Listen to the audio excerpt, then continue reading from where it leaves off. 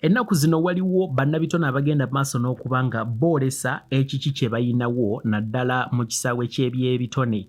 So emabegako awo BBS Terefayina yavaayo n'erangirira nga bwe yali yeetegese yolesa ekitone era nga abamu ku balamuzi abali ku pano oba abalina okubeera ku pano kwaliko omukulu amanyiddwa nga Alex Mukulu kwogatta ne Diana Nabatanzi n'abalalala bali awo.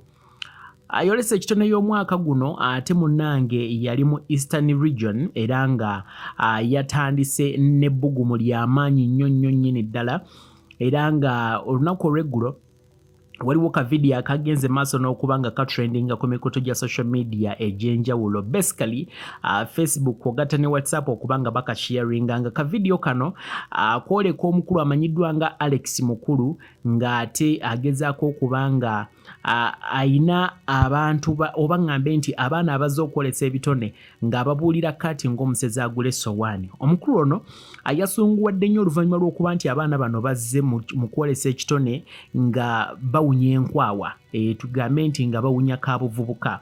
Ng'omuntu yenna bw'oba ovubuka waliwo akasuka oba ovaamu. So n'abaana bano ndowooza mu kutuuyana nga boolesa bavuddemu akasukano. Omukulu ono n'ayogera ebigambo bingi era yagambye bw'ati.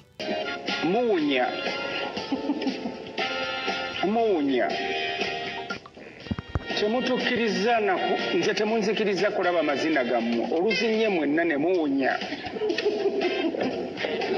Toyinza kuzinira muntu ng'owunya bw'otyo. Owulidde sirabye na mazina olutandise bwe muti ne muwunya.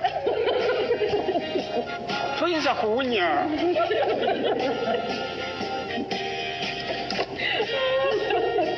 Toyinza kuzinira muntu ng'owunya. Mulekerawo okuwunya. Kyekyo musale amagezi ebbombo munaabe ebbombo. Kitusale tutya tubasale tutya nga bawunya. Bakitegedde ebbombo emyaka gye balimu gya kavubuka gyali naye toyinza kuzinira muntu ng'owunya. Bakitegedde.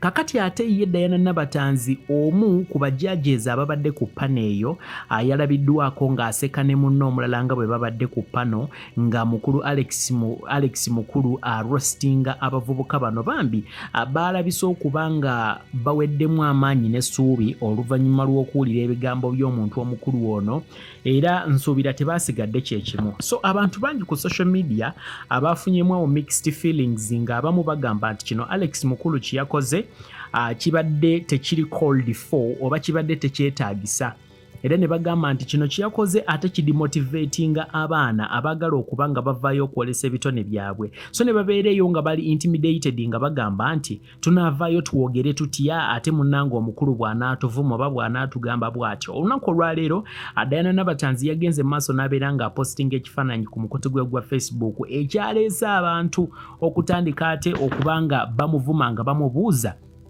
ye kiki ekibadde kimusesa kyekibadde kimusesa. Anyway kwegamba kati awo neewuunya omusanga ate guvaawa okubanga ate bamusala mistake okubanga yasese oli bye yayogedde bibadde bisesa. Of course ng'omuntu olina okuseka newankubadde nti bibadde rude naye ate bibadde bikola ki bibadde bisesa. So Diana Nabatanzi ate ekyo kyo ba netizens ne babeera nga bakola ki nga bamutwala nti agika nti ndigwa lwaki yasese ate abalala ne bagamba nti Alex Mukulu kiyakoze kirungi muganda wange amanyiddwa nga Kim Extended ye yagambya Alex Mukulu kiyakoze kirungi abavubuka bayitiriza obuteefaako n'ebirala ebiringa ebyo. Anyway gwe tuwendowooza yo wansi mu comment section yotubuulire olowooza omukulu ono kiyakoze kibadde kirungi oba tekibadde kirungi era kiaffectinga kitya omuvubuka ali ayagala okuba nga abaako ne waatuuka oba nga ayolesa ekitone kiwandika wansi mu comment section tumanye gwe kyolowooza. Ren Rogers is my name and right about now I sign